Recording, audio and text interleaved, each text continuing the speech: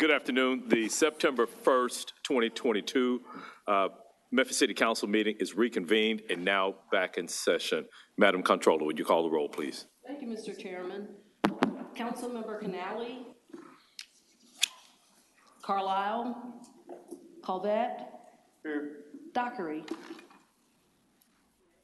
Easter Thomas, Ford, Johnson, Logan, Morgan, Robinson, Vice Chairman Smiley. I'm here. Warren. Present. Chairman Jones. Here. Mr. Chairman, you have a quorum. Thank you. Comment cards are available for members of the public wishing to be heard on specific items. Our Sergeant at Arms has agendas available up front. Please be mindful that all cards must be completed in their entirety, including the item numbers you wish to speak on. Cards that include a topic that are left blank will be held until the end of the meeting for the general comment sections.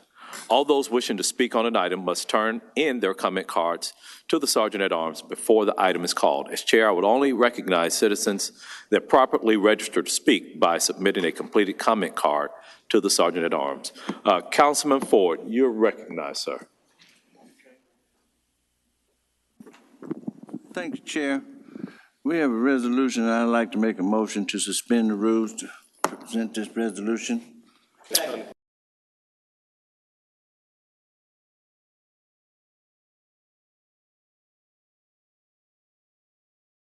That for the record, Mr. Ford Canale is present. Thank you, Mr. Chairman. Okay. If there's no objection, we will take up the item. Well, we will suspend the rules and discuss the item that will be placed before us. Is there any objection to suspending the rules? Seeing none, the rules have been suspended. So, Ms. Ford. Okay. Resolution is a resolution. Mike, yeah, Mike, please. It's a resolution for economic development initiative, One Beale Convention Center commitments. Who all do we have here? Would y'all please come forward? Who's want to speak first? We got Chief Ford. You're going to speak first? Thank you, Chair. Certainly. Shirley Ford, Chief Financial Officer, City of Memphis, 5343 Mason Road, Memphis, Tennessee, 38120. Good afternoon, Council, and thank you for the opportunity to be here with you today. I am accompanied by Paul Young, President and CEO of the Downtown Memphis Commission, as other stakeholders are also present with us today. In mid-July, you requested that the administration and other stakeholders return to negotiations that would bring about a settlement that would provide for the support of a downtown economic development without putting at risk the bond rating and debt capacity of the city's operations. After weeks of review and analysis, we are presenting to you today a resolution that accomplishes that request. What you have before you today in this resolution is the request to repeal any prior authorizations in the form of a reserve fund replenishment and instead offer a funding mechanism that allows for the continuation of the One Beale project without providing a backstop of debt by the city. This funding instrument, upon your approval, will take the form of a grant transfer in the amount up to $10 million to the Memphis Center City Revenue Finance Corporation, or CCRFC, which will then use that amount to help fund the construction of the convention space adjacent to the Grand Hyatt. This amount, up to $10 million, will be repaid by the Grand Hyatt developer with interest as rent under the pilot lease for the convention space. Interest will accrue at 10% per annum once the Hyatt opens, which is anticipated in 2025, and will be payable annually commencing January 1, 2026. Obviously, there are other details that will be finalized in the development agreement, and this resolution, with your approval, will enable all stakeholders to move forward in a mutually beneficial manner. This provides for the continuation of the Grand Hyatt development, which we are all in support of. It continues to promote the city's investment in the Renaissance Convention Center and tourism-associated economic development in our great city. And most importantly, to your Chief Financial Officer, it safeguards the city's debt capacity and bond rating. And with that, I will turn it over to Mr. Paul Young for comments. Before you do that, Mr. Young, it was brought to my attention that I need to entertain a motion that we add this to our meeting agenda. It's currently not placed on there, so this time I'll entertain that motion electronically, please. It's special item 2, sir. Well, that was to suspend the rules. That's special item 1. Well, He just brought it up, he moved it. you, Ford moved it, Warren seconded it. okay. And then he moved it again. That's the item, but I don't think that we properly placed it on the agenda to do so. So at this time, I'll entertain a motion to place this on the agenda. Okay, moved by Smiley, seconded by Canale. Okay, so if there's no objection, this item will be placed on our agenda for this meeting. Ms. Johnson? Nothing, Okay. I thought I heard Ford move it in his comments. Maybe people didn't hear it, but that's what I'm just, Okay. no problem. Okay, so if seeing that there's no objection to that, this item has been placed on the agenda. Mr. Young? Paul Young, President Downtown Memphis Commission. I just wanted to reiterate what Chief Ford said. That $10 million grant will come to the Center City Revenue Finance Corporation. We will lend that $10 million to the development team for the purposes of this project. The funds will come back to CCRFC and will only be reused for the purposes that are approved by the City of Memphis. We're still working out those details, but we will ensure that the city signs off on any use of those future proceeds. So I wanted to reiterate that as we have this dialogue. That's all I have. Okay. Councilwoman Johnson? Thank you, Chair. I think I heard Chief Ford mention it. When will the repayment start, and how long will they have to repay this grant?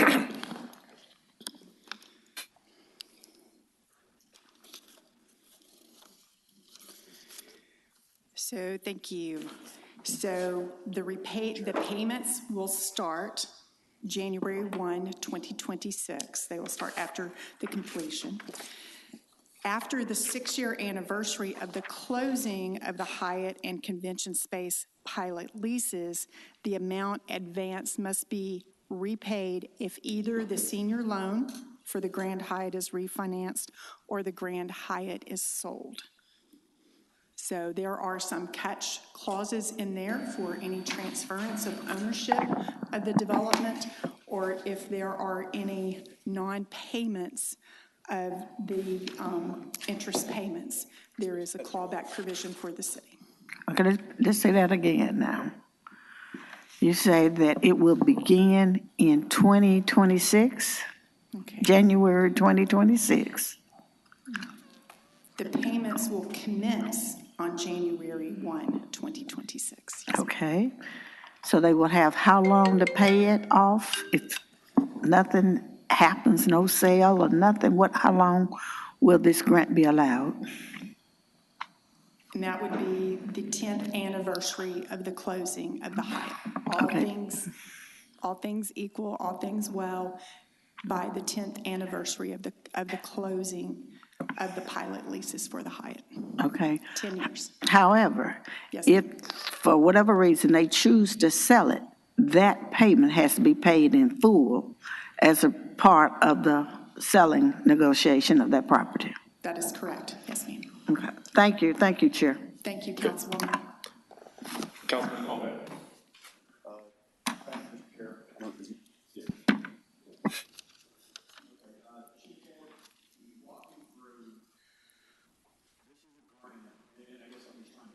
Up. This is a grant, does it go through like CC and then to Hyatt, and Hyatt then pays CC, right? That is correct, Councilman. Yes. Okay. So, and if they fail to, is there any benchmark, meaning is there kind of like a credit card, is there a monthly payment time, like after 1 year after it opens, they have to make a payment of $1 million, or is there a payment type schedule? The pilot lease payments are annual. So Okay, those so are it's $1 million annual a year beginning January 1, 2026. Correct. All right, and it's interest at 10% per annum. 2%. 2%. Just one double check. I thought that was awfully good for the city if we could get 10%. What happens if Hyatt misses a payment? I mean, what is our recourse, for lack of better words, if the check's in the mail? Thank you for that question. If any of the annual payments are not timely paid, the pilot for the Grand Hyatt and the convention space will terminate immediately. Could you elaborate on that just a little? So they miss a payment, what happens? So if they Sorry, miss a I'm just payment, kind of, I was expecting a longer answer, I guess. So if they miss a payment, the pilot is terminated. So the pilot, The pilot's terminated, so. The advance payments must be repaid immediately. So in other words, if they owe $8 million and they're late, they owe us all $8 million right then and there. That is correct. What if they don't have it? The pilot goes away. There is no longer a pilot on the property at that point. And if there is no, Tax abatement is gone. and forgive me, guys, I'm sorry, I feel like I'm kind of coming to the party a little late, but okay. Pilot's been canceled, you still owe us $8 million, how do we get it? It's possible that we wouldn't get it. I mean, the pilot would be gone. We wouldn't have any additional recourse other than revoking that pilot. But it's in the developer's best interest to ensure that they make that payment because they need that pilot far more than they need that $1 million per year. Right, because I mean, we want them to succeed. I guess I'm going to get asked the question. Okay, so the money goes to CCRM, CCRM pays the city, correct? Correct. And that was the spirit of my statement previously, is that we hadn't worked out exactly what the city wants us to do with those funds. And so we will collect those funds, hold them in escrow, and they will only be used at the discretion of the city. So it could be used to provide additional incentives, or it could go directly back to the city's coffers, whatever the city decides. Okay, so it sounds like this will definitely come past my time on the council. So they pay, let's say they're $8 million into it and they're on schedule, everything's golden. And so I guess y'all would come to the council and say, hey, we've got this $8 million, and we can just, I guess that council can say, plow it into downtown, or put it back in the general services or general operating budget and all that. Yes, that's exactly correct. Similar to the pilot extension fund, how we would have to come to city council and the county commission to use any of those funds, we would do the same thing with these proceeds. Okay. That's all my questions for now. Thank you. Thank you, Councilman Colvett, Councilman Morgan, and then Councilwoman Easton Thomas. Thank you, Mr. Chair. Chief Ford, the general fund assigned fund balance, $10 million from that. Can we talk about that fund a little bit and where it is now and what that'll take us to? So thank you, Councilman Morgan. We identified funding to come from the assigned fund balance. That assigned fund balance as of FY21 year end included some assigned, which is why they're called that, for future contingent liabilities, one of which has been obviated by the development of the dedicated funding source for MATA. So it is our intention to bring it from the money that was previously assigned to MATA as a funding source to support this initiative. Okay. As we look at different projects like this, you always, and you're looking at the terms of the agreement, always trying to come up with a scenario that we haven't thought of, or, make sure we're covered in the event of this or the event of that. In your mind, what is the plausible scenario where we wouldn't be able to recover this $10 million loan? Where What- we would not be able to. Would we recover. not be able to recover? I mean, what would have to occur, for us not to be able to recover? Because it looks like this is pretty, this has been pretty well considered, and it may be that the developer would have to answer this question.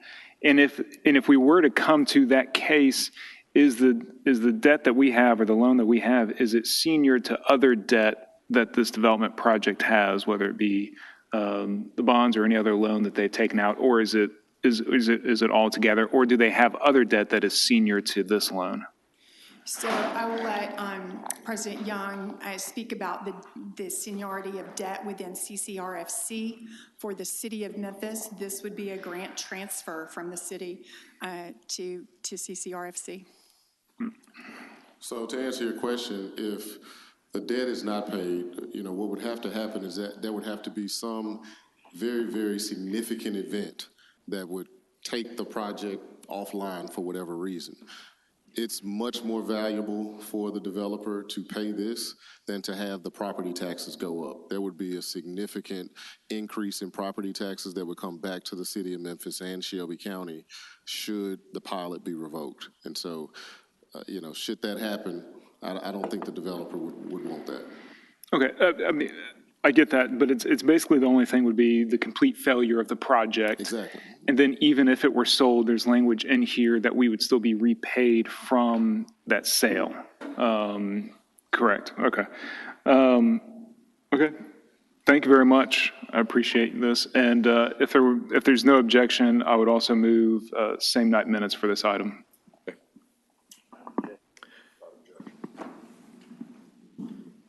Councilwoman Easter Thomas? Thank you, Chair. A lot of my questions have been asked by colleagues, but just some follow-ups and probably Ms. Ford to be able to answer some, or you, Mr. Young. So it was said that the assigned funds did come from those previously committed to MATA.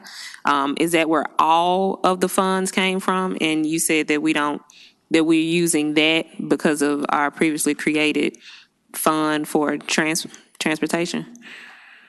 Yes, ma'am. Thank you very much for the question. Yes, all of the funds would come from what was previously an assigned balance for MATA. Yes, ma'am. Okay.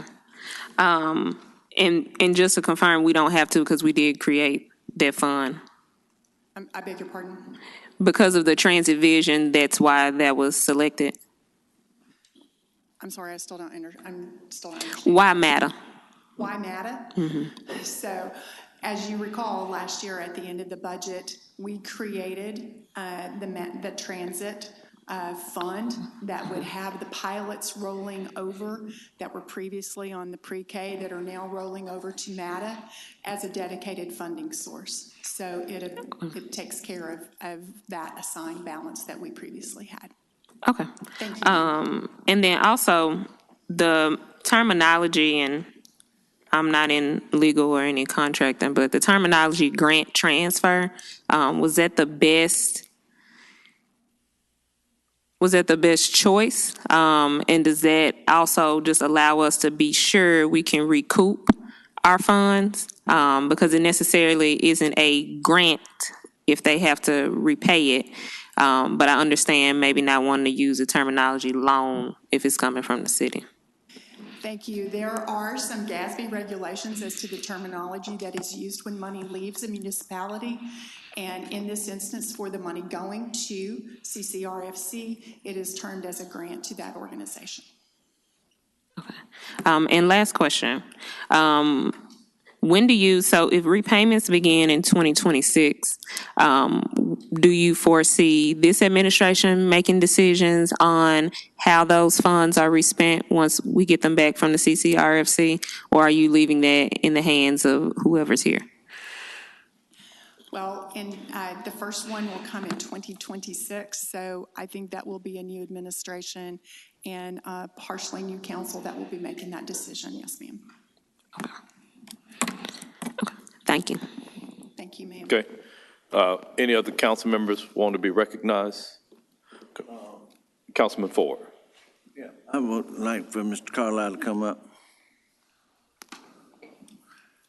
Question is about this $10 million. We want you to speak a few minutes, tell us a little bit about guaranteeing this 10 million, where you stand on it and everything else Sure. before we do this vote? Thank you. Sure. Chance Carlisle, 1 Dr. Martin Luther King, Suite 130, CEO of Carlisle LLC. Hi, we're back. Hopefully for the last time. As Chief Ford mentioned, we have had a long, hot summer here in Memphis and have spent countless hours trying to negotiate a way forward for the grant. The proposal for what we're doing for the convention center is not unique to either One Beale or the Center City Revenue Finance Corporation. What's a little bit unique is having the City of Memphis fund the grant, which is why we need your blessing and approval to move forward. It's a similar structure that we used, for example, when we built the One Beale garage, and $10 million was used to fund the downtown, the 435 car garage that we had. But because the funding sources are coming from the City of Memphis, we have negotiated several provisions that Chief Ford and DMC President Young have mentioned. Actually, I think if I'm being generous, the provision to have the pilot, the 30-year pilot default, is really the provision that has the most teeth. And that actually came from our side as we try to think about what's the protection. So if you think about it, the greatest risk we have as the equity holders is we default to our senior lender, which is led by Fifth Third Bank. They're going to lend us $115 million, of which my company is guaranteeing 35% of. So, a little over close to $40 million. The one thing they don't want to see happen, even if it's foreclosed and they take us out and we lose our entire investment and all of our minority investors' money, is that the expenses on the property go from $1 million to $2 or $3 million. And that's the power of having the pilot conditioned. When you think about taxing, federal taxes, for example, you always got to pay the tax bill, and the tax man cometh. And this way, structuring the rent more as a tax payment, which is not unlike how the new C-PACER funding will work when it gets up and established in the state of Tennessee, almost gives it a priority, even though it's not shown in the capital stack that way. So from the, will you make this payment? If there's cash to make the payment, it'll be made. Even if someone else steps in to own the hotel, they have every incentive to make that payment. So from that perspective, we think it's a very clean structure, and one of the reasons for us to agree to it is, should there be future economic development deals, and as we look at how pilots in the community work at large, it may be something to take a look at. So from the, will you repay the $10 million, how does it repay? It comes out of the hotel's net operating expenses. It's an expense and you pay it. And if you have to dig down and make capital calls or fund additional capital to make those calls, you do it because the benefits to making the payment far outweigh the pain of not.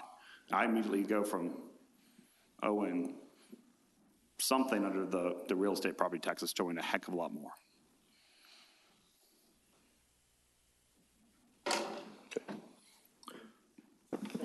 Okay. I have a couple of questions, and whomever may have the information, it would be helpful. The first one, though, might be for you, Chief Ford. My question is, what is the total, or what was the total of the assigned fund balance for MATA prior to this allocation? Thank you, Councilman Jones.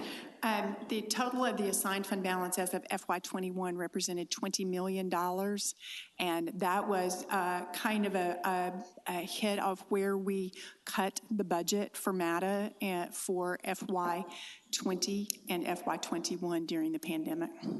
Okay, and so at this point, does the administration have any idea of the use of the remaining $10 million of this at this time? It will just fall to the unassigned fund balance and return to that line, sir. Okay. Yes, sir. And then, so when we look at, and I don't recall this information because the resolution doesn't say where it comes from, so I didn't know to look at prior budget books. But when we look at this assigned fund balance, particularly the matter portion, the changes that we've made, that should account for how much? Meaning that we've dedicated some funding for matter. How much is that for this upcoming year? Do you recall?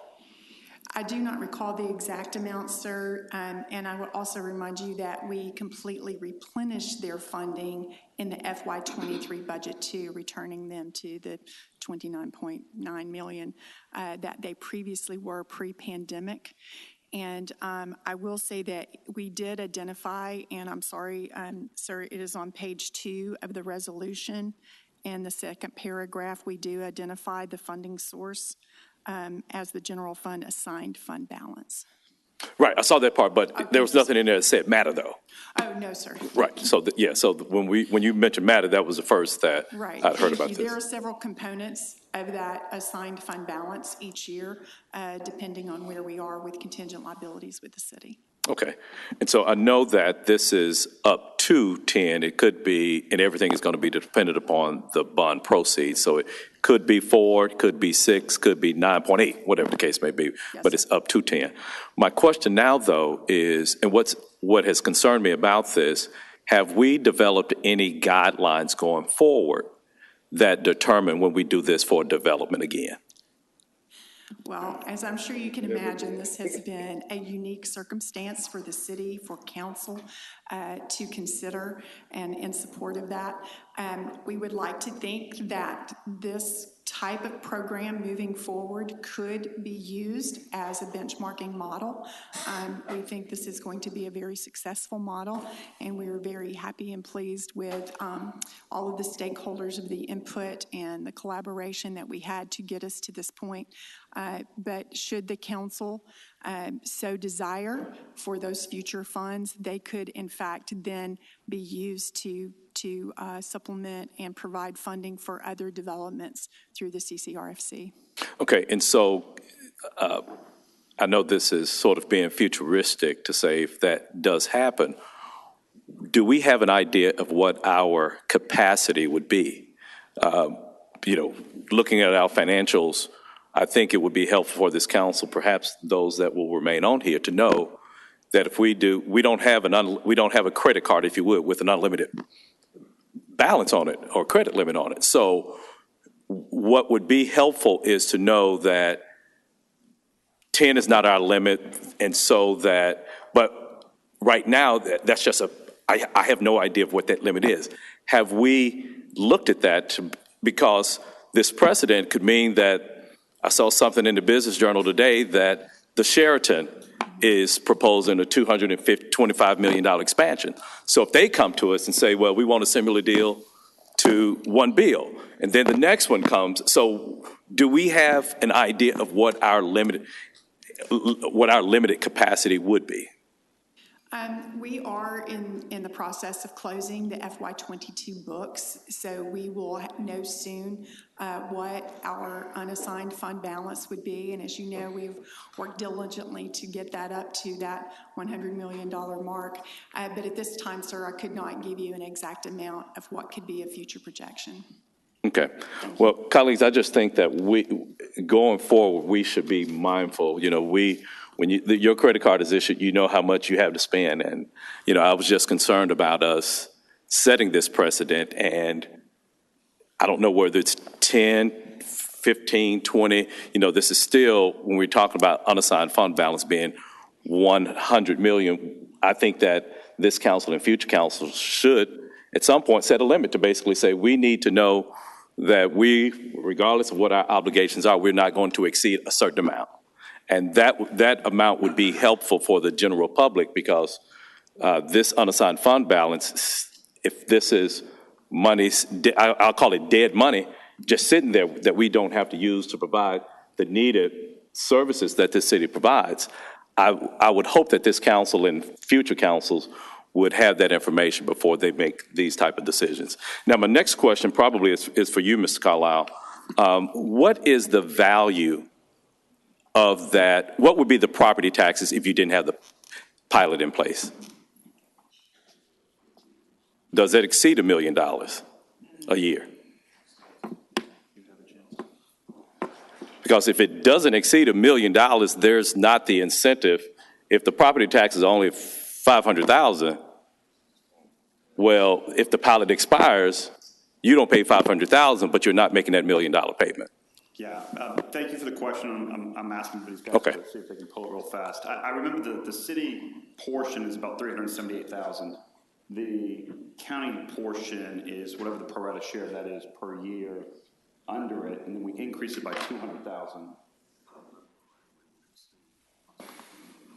Yeah, I think in the neighborhood of north of $2.5 million a year. Okay, so I hate to get wonky. Property taxes are based off of assessments. I don't know what the assessment would be necessarily in 2028, 2029 of a hotel that has such a financial condition that it causes default. But if it's an ongoing operation and it's doing well, you're talking about a $2+ million swing. So you'd be over a $200,000 a year payment. You'd be insane to give up the tax benefit, not to make the payment. Well, but what I'm saying, though, if those property taxes that are being foregone are less than that $1 million, then they're not. It's way north of like $1.5 million a year. okay. That's what I'm saying, and I'm estimating that, but it's substantial. I mean, we have projections, everything that we've given, but all of those projections assume the hotel's in good operation. Of course. If we make that assumption together, then what you're doing is on our pilot payments is the savings is excess of $2 million a year, roughly. So so does this pilot only apply to one Beale, or is it the Grand Hyatt, or is it the one Beale campus, if you would, for lack of a better word? It is the Grand Hyatt hotel unit and it's a condominium unit, but the meeting space. And the meeting space. Okay. Okay. And please do remember that any transfer of ownership as another protection must be approved by the Tennessee Revenue Finance Corporation. Again, so, they're not going to consent to a transfer without that payment being made. Okay. Okay. Well, I don't see any other, and thank you for that. I don't see any other council members that would like to speak on this item. So it has been moved. I would add that this is going to be moved with same night minutes. See, Mr. Kent, I think you wanted to speak. Mr. Young, do we have a card from Mr. Kent? Oh, you got a card. Yeah. Thank you. So we have comment cards from Mr. Joe Kent as well as Mr. Dennis Lynch. Mr. Kent, your 2 minutes will begin after you've given your name and address for the record. Joe Kent, 5111 Flamingo. I'm surprised at all the questions after y'all kind of let the floodgates open and put it on the mayor's desk. But anyway, I must applaud the mayor. On his one bill negotiation, my estimates are the negotiations reduce probable taxpayer exposure by $30 million over 30 years and potential exposure by $130 million. At the same time, if this city council is going to loan money, a loan must have an interest rate and payment schedule back to the general fund. None of that is in here. It wasn't in the public, it wasn't posted publicly, but it was covered here. So I just wanted to mention it wasn't made public. Further, you assume that the DMC has no money on their balance sheet to help fund the loan. To that extent, with the Sheraton now waiting in the wings, I would ask that you reduce the $10 million from the general fund to $5 million, have the DMC match that with $10 million of their funds, and please add provisions that loan payments to the CCRFC should immediately be remitted back to the city general fund. That's the number one concern I have. Have the money come back to the general fund.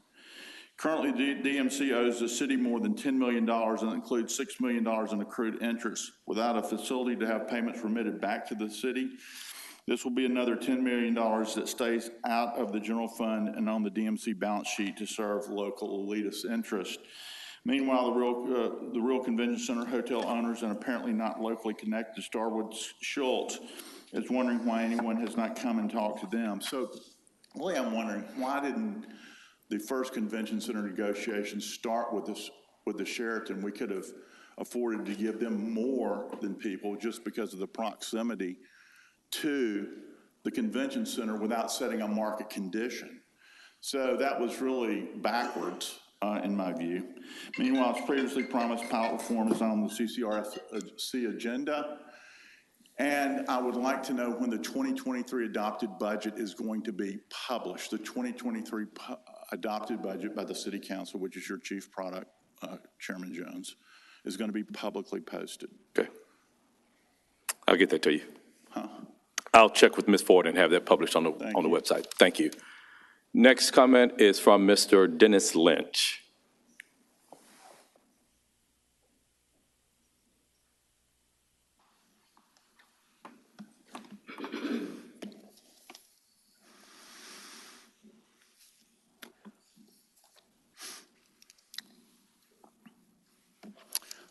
Dennis Lynch, 347 North McLean. I am the Sierra Club Conservation Chair. Thank you for giving me this moment to speak. There's a lot going on. You all are very busy. I just want to keep reminding you of the importance of clean, renewable energy. And MLGW's decision coming up has a lot of issues that I don't think have been addressed. Now is not the time to be making a significant energy decision given the current situation of the economy, inflation, et cetera. Now is not the time. There are risks, there are challenges. The opportunities are not as big as they seemed a year ago. I believe the opportunities will come again once our economy restabilizes. But right now, it's not the time. Suppliers and buyers are worried about inflation and wobbles, et cetera. Some say it's easier just to stay with TVA. Well, y'all can stay with TVA. Memphis can stay with TVA. Just stay with the existing contract. Don't sign the 20-year permanent contract, which is almost impossible to get out of because it automatically renews every year. And how can you know what's going to happen 20 years from now? If it were a 5-year renewable contract, the current contract, you can sort of, tighten your fist and say, yeah, okay, now's the time to go. Let's make this decision. And now it's 5 years from now. We know that energy costs are going to go down, et cetera, et cetera. I want to say one other thing. How many presentations has TVA made since January 1st, 2019?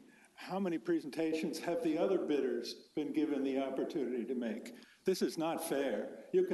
MLGW says, well, they're our current operational partner. Okay. Mr. Lynch. Operational meetings are one thing. Mr. Lynch, your time has expired. You're welcome to come back to our next scheduled meeting and provide your comments then. Okay, thank you. Thank you. Okay, so seeing no other comment cards, Madam Comptroller, would you prepare this item for the vote, please?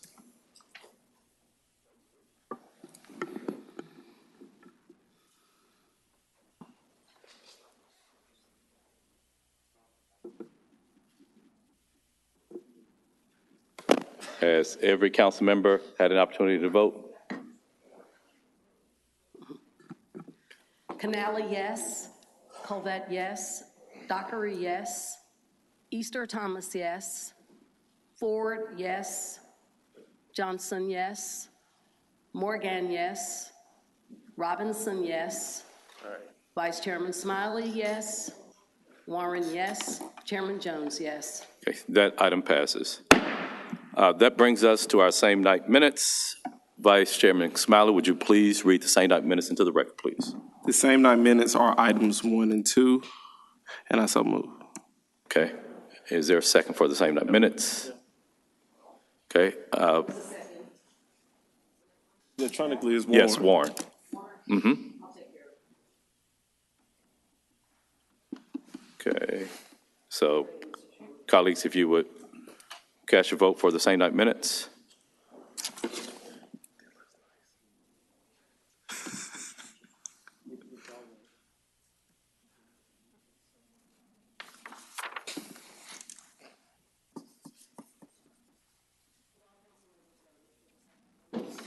Council members, please cast your votes.